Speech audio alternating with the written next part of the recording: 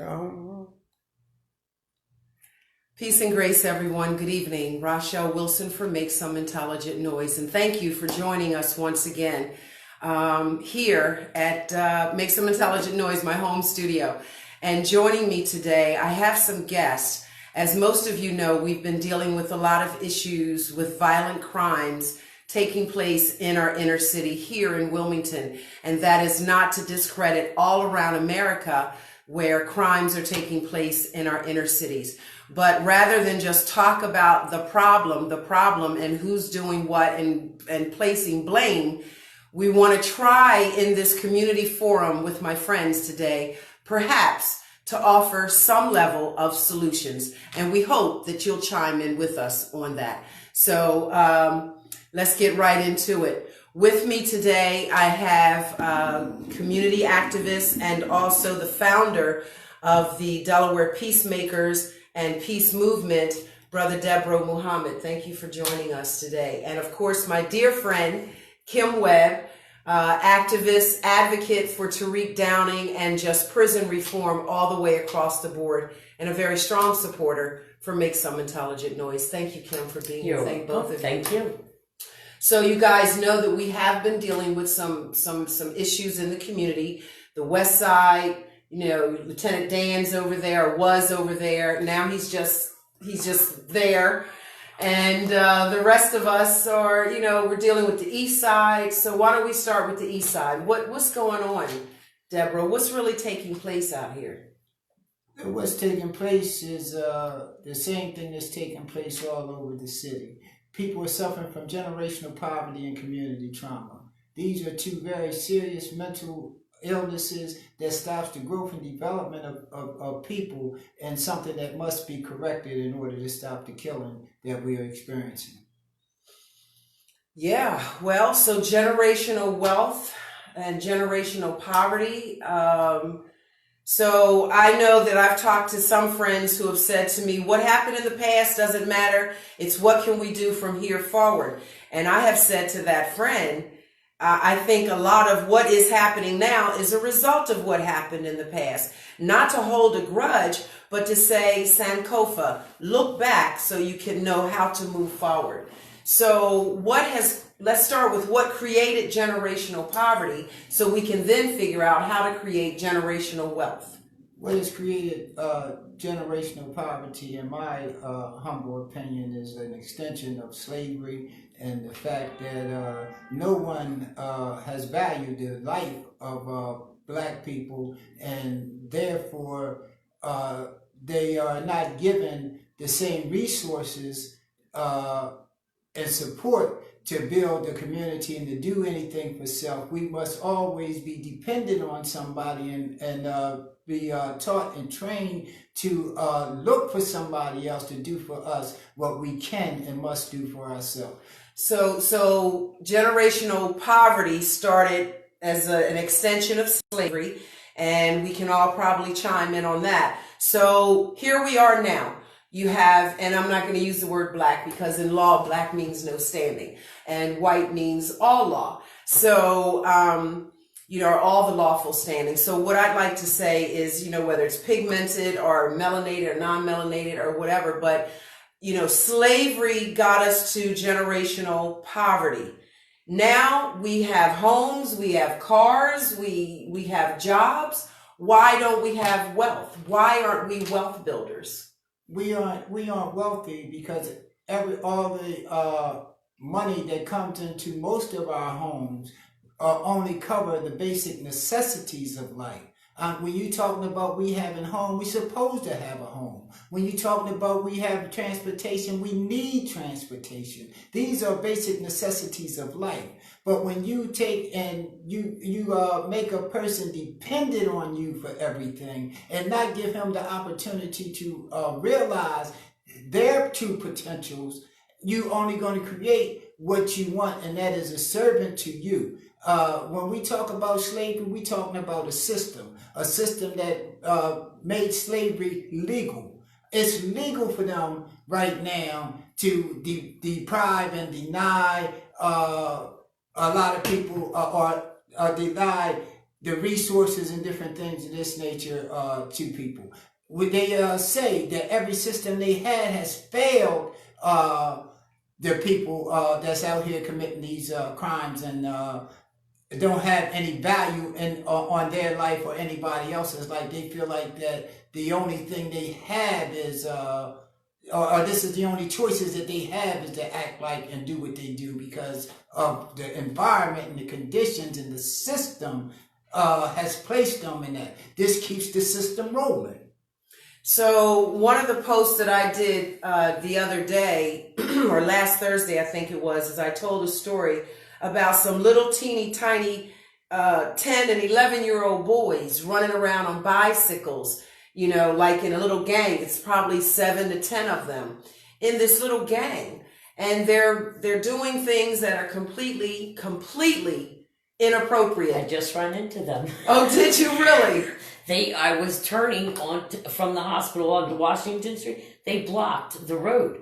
They wouldn't let any cars go. And I hollered at them, you need to get out of the road. You're sure going to they get had hit. quite a response for that. Yeah. Well, you know, I don't know about all 7 or 10 of them or however many of them it is, but I do know for a fact that 2 of them, their mother is working 2 jobs, day and night. Yep. There's no time for that mother, son, whatever needs to happen in that family dynamic. It's not happening. So while she's at work, they're on the bikes, ripping and running the street. People are getting beat up. They're getting robbed and things like this. And for me personally, I've noticed that it seems like adults are afraid to say anything to them. And that really bothers me. I'm an adult and I saw them do something inappropriate. Like you told them to get out of the street. I told them to cease from the behavior. They were trying to climb over my neighbor's fence to get into their lot. And I'm like, get down. But so many adults today, it seems, and maybe it's in my head, they seem to be afraid of the children. And when I grew up, we were afraid of the adults. The children were afraid of the adults because we knew that you were going to get beat on this corner, and then by the time you got to that corner, and then by the time you got home, you got 5 or 7, 10, 15, 20 beatings.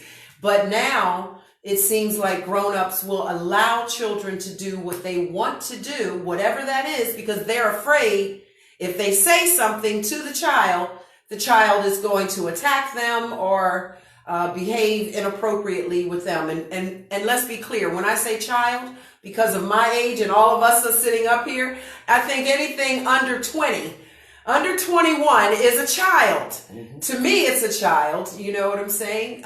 So what chime in on that? Can I Sure. chime in on that? None of us are going to do anything that we're not taught and trained to do, Rachelle. I'm saying these children have to be taught and trained. We wouldn't be sitting here conducting this interview and broadcasting if you wasn't taught and trained to do this. You are a professional at this. I'm saying we have to learn to teach and train these children, find out what their interest is, and help them to develop their true potential. Because all of them have a desire to do something. I'm a mental health professional, and I work with people with developmental disabilities and severe mental retardations, natural and some that was caused through traumatic experiences in life. Right. And I have never found one of them that when you asked, what do you want to do? What do you want for dinner? I have yet to find one of them that was so retarded that they couldn't tell you what they wanted for dinner. You know, some of them wanted, little things. I want to color Mickey Mouse. Right. You know, I want a new coloring book. I want to, they have a desire. They have aspirations. You know, they just don't have the ability to do things on their own. They need assistance. They need to be taught and trained. Well, as a teacher, he's a former teacher, but as far as I'm concerned, I'll go to my grave being a high school teacher. So, because that's in my heart. But I know that in the school, we teachers are not just teaching them reading, writing, math, arithmetic, science, and social studies.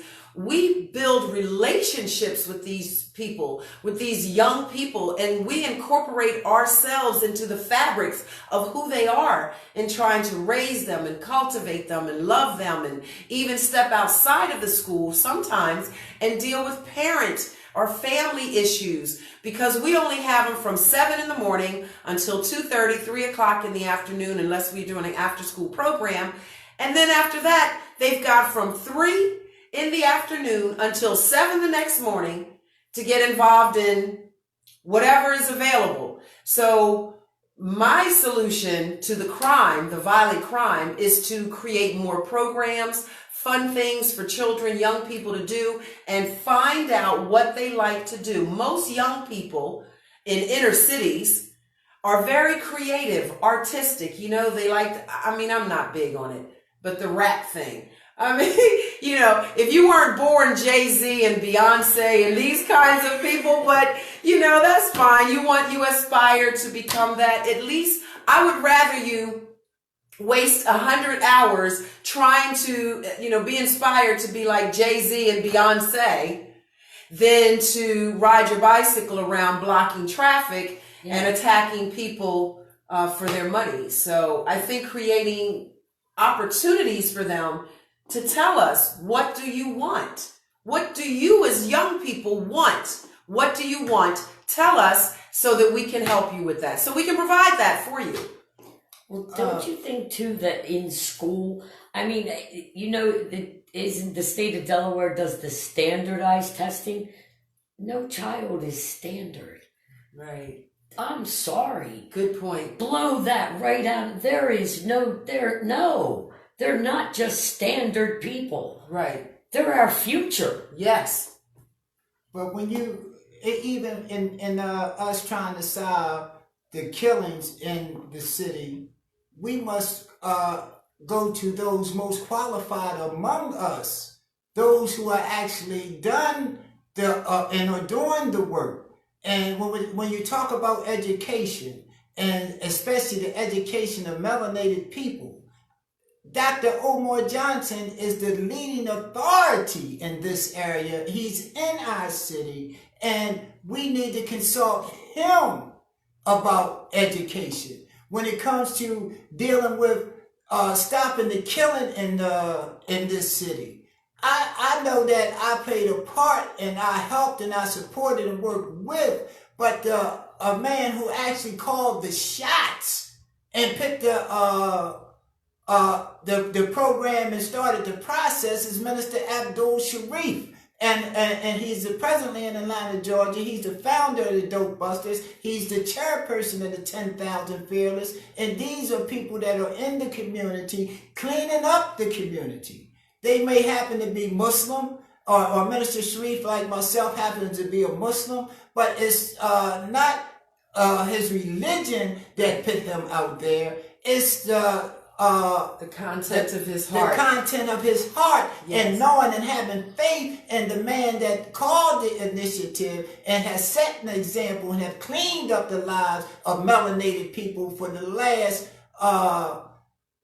50, 60 years that he's been working, and that's the Most Honorable Minister Louis Farrakhan. I don't care what you say about him, but pound for pound, that man has came to us and is the most successful among us when it comes to cleaning up what we consider the mud, the dirt, the savage, and the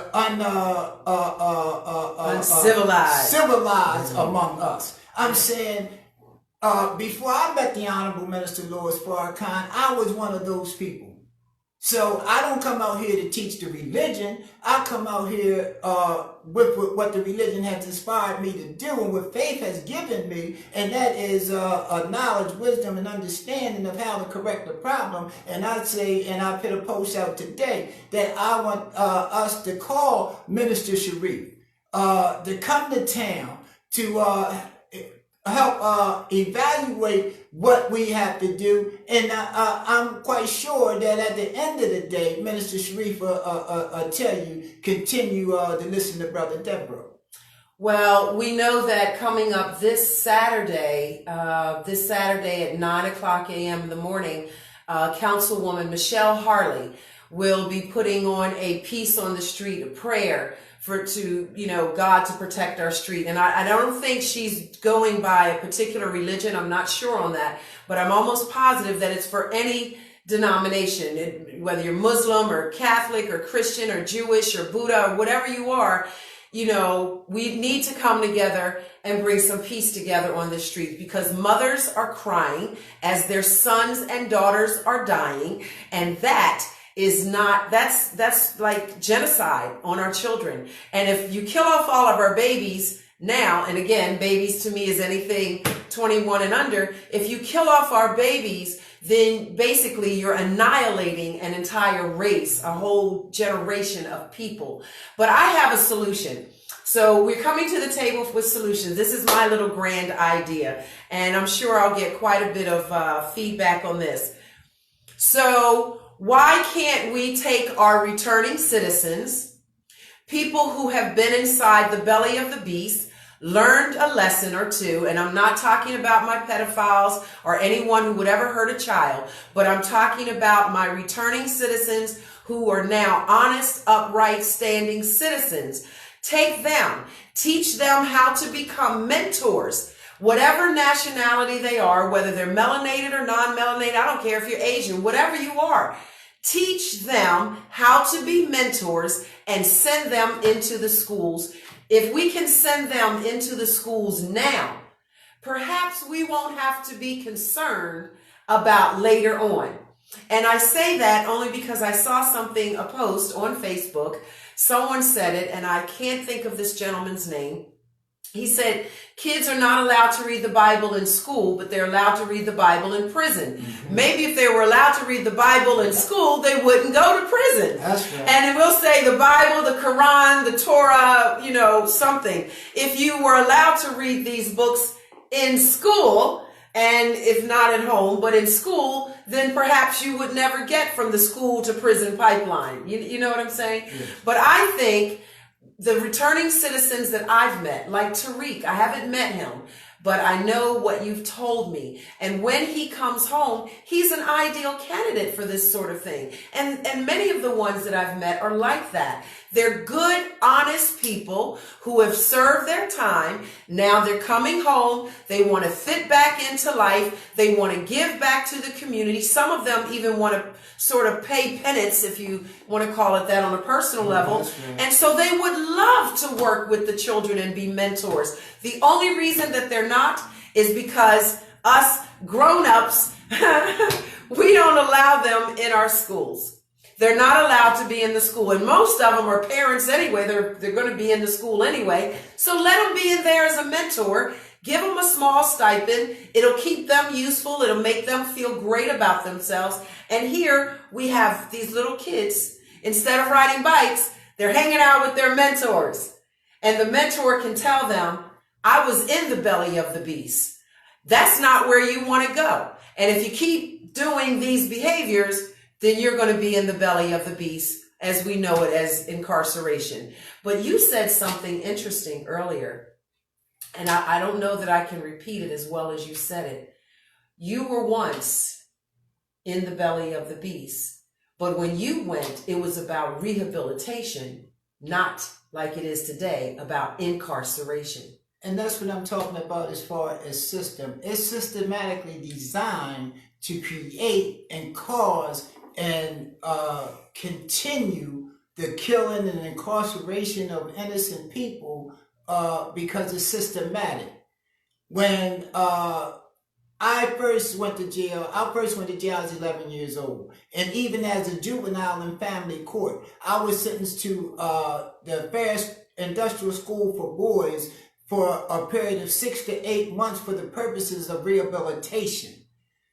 When I was sentenced at 17 to the Department of Adult Corrections, I was sentenced to the Department of Adult Corrections for the purposes of being rehabilitated. They don't have rehabilitation in prisons no more. They don't. I'm saying they taking all of that out because the system was producing productive individuals coming up out of the prisons. People were going and coming out with degrees. Yes. That they could Yes. have. They had a marketable skill. We had. Yes, I remember that. I'm saying I laughed when they first did it. They had cosmetology teaching men to do women's hair and stuff like that in the male's prison. Right. At first, I said they just trying to go ahead and further promote homosexuality, teaching these people how to do hair like women and hair. But that's a very lucrative business. Right. And a lot of people came out here and they became successful cosmetologists and beauticians and things of this nature. I remember one of the first ones was Larry D. Jeanette and Bay McCann's. They did that, and I laughed at them, but I knew that these were men. Yes. You know, they wasn't in the jail participating in homosexuality and all the debauchery that goes on. They were in there teaching and training other men how to be men and how to get out of jail and get something that's going to keep you out of jail. And that was a skill, a trade, an education, and learning to place a value not only on your life, but on the life of others. And you know, I think that's one of the things we've gotten just a little bit too far away from, unfortunately, is men teaching boys how to be men. I just love a man, a real man, to stand up and teach boys how to be men. And it's more than putting your pant leg on one pant at a time. But I wanted to mention, Kim, you had said something about when at the courthouse on Friday, Claire DeMatteis, Yes. the new commissioner for the Department of Corrections, said that there are programs available. How did that story go again? Because Miss May got up and she gave her statement, her witness statement, and she said, in no uncertain terms, they need programs. Well, it wasn't, when everything was said and done, they let Department of Corrections go out first, but they blocked us. And they got her, and that's her interview. We have programs, she said. You may have programs, but they're not up-to-date programs. And they're not available to everyone in the prison. No. And that's where the problem is. How can an orange get to a white if they can't do programs? Could I say something about programs in prisons? Because I was there, and I'm saying I know Kim, both of y'all have heard about, they call it the SHU now. Yes. But maximum security, super maximum security was supposed to be a program. The program was to take everything imaginable away from you, lock you down 23 hours a day, deny you the basic necessities of life, try to make you beg and humiliate yourself for little things like toilet paper. They brought dogs and 30 guards on me and Brother Soko because we demanded not that we get toilet paper, but that you gave a man up there that they had almost broken some toilet paper so he could cleanse himself. So I'm saying this is a program, and this is in the system that we are talking about that we have to demolish, and it is a system that allows this. We didn't have no TVs, we didn't have no, we only have a certain amount of books and things of this nature. So, you know, if you're going to limit everything, all the intellectual stimulation, then you had no social or physical contact with people. You know, I'm saying this was a program. They put you in cages like animals to create you to be an animal. 23 hours a day, I tell you, that burns me to no end. That really lights my fire.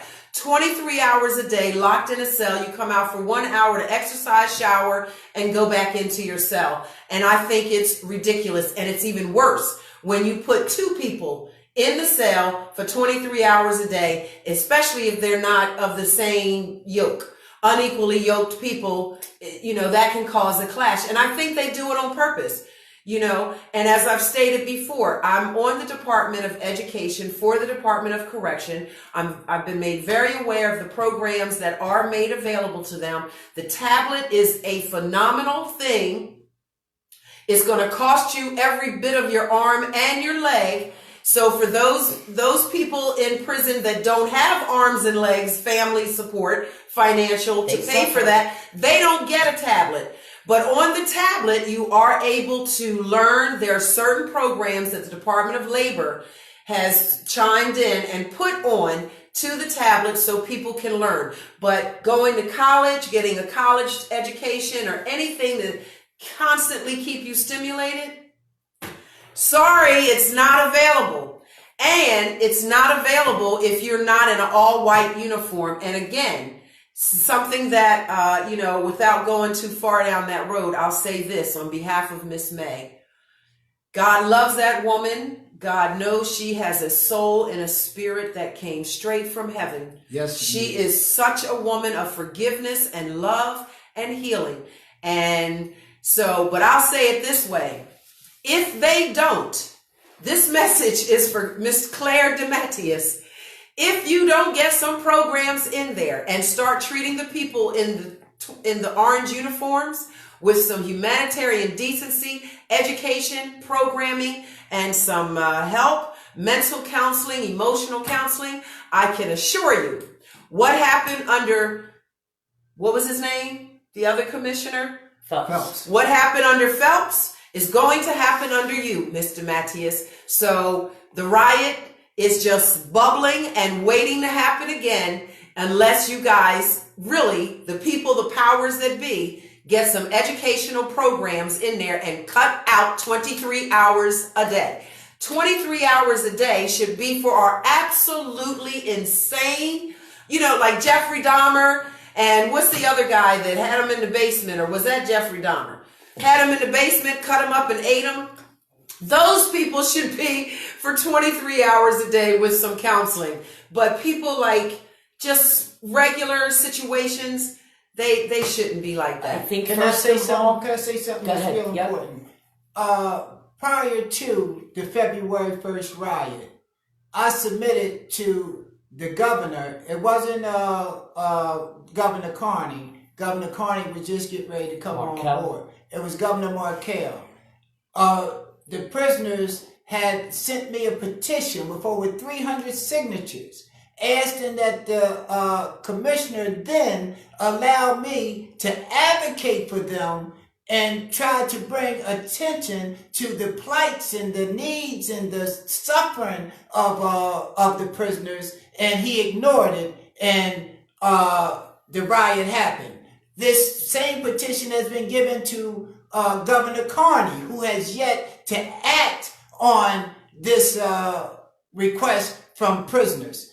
Like I said, if you don't have a social connection and a relationship with them, a lot of people ain't going to go ahead and trust people that say they advocating for them. And for you to advocate for somebody that you're not even communicating with is insane, because you don't know their problems. I strongly, would suggest that Governor Carney, he's a good man, and I do genuinely like him. I don't agree with all of his policies, but him as a human being, I genuinely like Governor John Carney.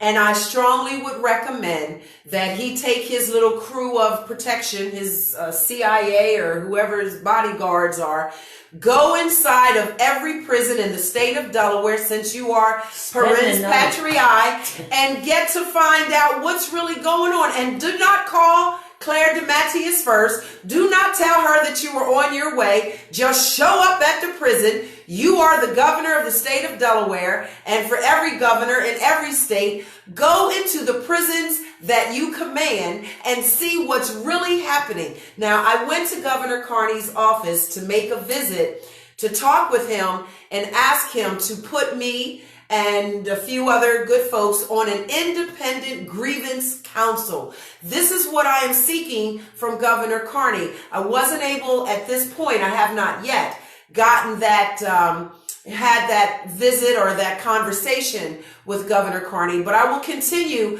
to knock on that door, because that is something that I'm passionate about. Something, an independent grievance council for those people in there. And do not put officials on the board. This will simply be activists and community members, including the ACLU. The first thing I would do, if Governor Carney ever even entertained a thought like that, is I would go to the ACLU. For me, it would be Brother DuBard McGriff, And I would ask him to sit on this council, an independent council, to really say what is happening inside of the prisons in the state of Delaware. But I recommend that for every state in America. Every governor needs to know what's going on inside of the prison that they command. I challenge every representative along with the governor to go spend the night. Ha! You know they will never do Go that. spend the night. Literally live like an inmate for 24 hours. No, they would never do that. They no. will never do. And I'm sure there's some kind of lawful reason or excuse why they're not allowed to go and do that. But mostly it's for their own safety. I mean, think about it. Imagine putting a senator or a House representative into the prison. Put him in the shoe for 23 hours, okay? Why not? but see how that feels, and then maybe you will take the 23 hours off the table. Look, I just prison. don't feel that a person should be defined by the crime they committed. They're still human beings. Unless it's Jeffrey Dahmer. You eat people, you crazy. And even with Jeffrey Dahmer, me and him had the same psychiatrist, and also one of the U.S. district judges had the same psychiatrist, Dr. Clarence McKenzie, a genius, a brilliant man. He was also the psychiatrist of, I think it was either Bush or one of them, he had brought the judge down there to see me and talk to me when I was incarcerated. But what other people need to do, not only people like a Dr. McKenzie who gave an evaluation of the conditions of that super maximum security when I was there and what it was causing me, but the governor and different people need to get the medical professionals to go down there and talk to those brothers that's locked up, that been there for 30 and 50 and 40 years. Talk to them about the problems and see what really is going on. Because if you ain't crazy, you'll be crazy after 23 hours a day. What's our time, baby? 25. Oh, okay. So we're about 35 minutes in, so we've got to kind of close down. So let me get a closing remark from you, Kim. What do you want to say? Violence on the street, what's the solution? What do you want to say? I don't know the solution. I wish I knew the solution. Yeah. But I firmly believe it takes a village. And I believe that the village has to come together. We have to come as one. Yes. Not color, not religion, just as one. That's it. Adults, That's all it. adults Yes. coming together Yes. to combat this. Yep. What do you say, Debro? I say that, and I ask for the support of all that's listening, for us to bring the most qualified and stopping the killing and making men out of boys and males to our city. I've been in personal contact with him. He's waiting. He hasn't put a price tag on coming here. He said, cover my expenses, treat me good, and show me that you appreciate it. And let him teach and train us on what we're going to have to do, and call us together and go ahead and go to work to help these people resolve these conflicts, to put alternatives into the lifestyles that they live in. Let's change the culture in our community, and let's go ahead and everybody join the peace movement and become a peacemaker in our own right and respected. Ashe. So this is Rachelle Wilson, and if I had any comment to close out on, it would simply be, let us not ignore our returning citizens. Let's put them to work. Let's put them to use in our schools. Let's give them some training, make them mentors to help our young people. If we catch them young, catch the kids young, perhaps we won't have to deal with them misbehaving at 15, 16, and 17. Mom, dad, grandmom, whoever you are out there, do not be afraid of your child. Do not be afraid to discipline your child. If you got to take it knuckle to knuckle and knee bone to elbow, then you do what you have to do. You do not be afraid and let your child or any child intimidate you, because that's the wrong way for things to be going. We are a community, a village, we are the only ones who can solve our own problems in our community. Don't look to your elected officials. Don't look to people outside of you. Don't hand out. We must together, as a unit, as one, solve our own problems as adults. We've got to come together, and that's for every city in America. But we'll start right here in Wilmington, Delaware. I hope those of you that live in the state of Delaware, you'll come out Saturday, 7th and Spruce, to support Councilwoman Michelle Harley for prayer, for peace on the streets. There'll be lots of other folks there, and I will be broadcasting live. And until we meet again, because I definitely have some good law to teach you on jurisdiction, until we meet again, Rachelle Wilson for Make Some Intelligent Noise saying thank you for tuning in. God loves you, and so do I. Peace and grace, everyone. Peace. I think that was